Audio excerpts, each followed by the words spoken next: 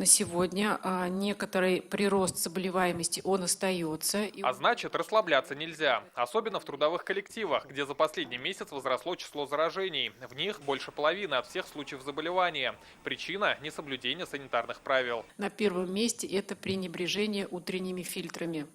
Утренними фильтрами это температура, это опрос на предмет наличия каких-либо катаральных явлений.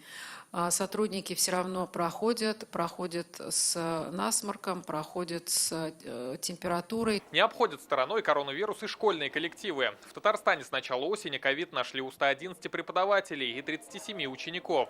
При этом, как отметили в Роспотребнадзоре, продлевать школьные каникулы в республике не собираются. У нас заболеваемость детей в 10 раз ниже, чем у взрослых, и доля детей она не меняется. Поэтому на сегодня школьные каникулы у нас будут в условиях мер профилактики, которые установлены.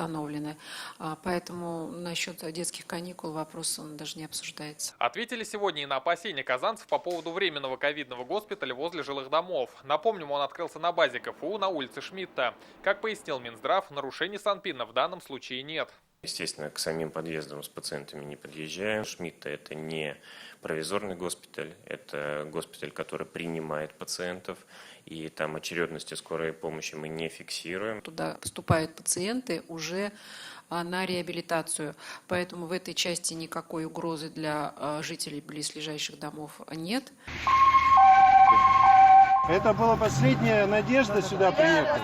А этот нашумевший на всю страну случай произошел накануне в Омске. Из-за нехватки коек в больницах врачи скорой привезли ковид-пациента прямо к зданию Минздрава. По словам Владимира Жаворонкова, в Казани такая ситуация маловероятна. Врачи хоть и работают с перегрузками, но с ситуацией справляются. Скорая помощь тоже забирает пациентов на госпитализацию, тоже с очень четкими показаниями. В рамках этих показаний места обеспечиваются. Мы не видим в настоящий момент ситуации, когда вот такая ситуация, как в Омске, она могла бы повториться. Как отметили, обстановка в стране напряженная. С этого дня введен всеобщий масочный режим. Средства защиты теперь, помимо общественного транспорта, обязательно на парковках и в лифтах.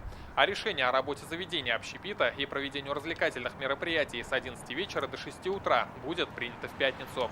Рамиль Галиуллин, Адель Мендубаев, ТНВ, Казань. Наша рука помощи вашему бизнесу. Антикризисные предложения. Телефон 843 5 705 100. Көтелмәгән кунак көттөреп кенә интернет челтәрләренә дә килеп җитте. Хәзер бу фильмның барлык серияларын ТНВ.ру сайтында карап була.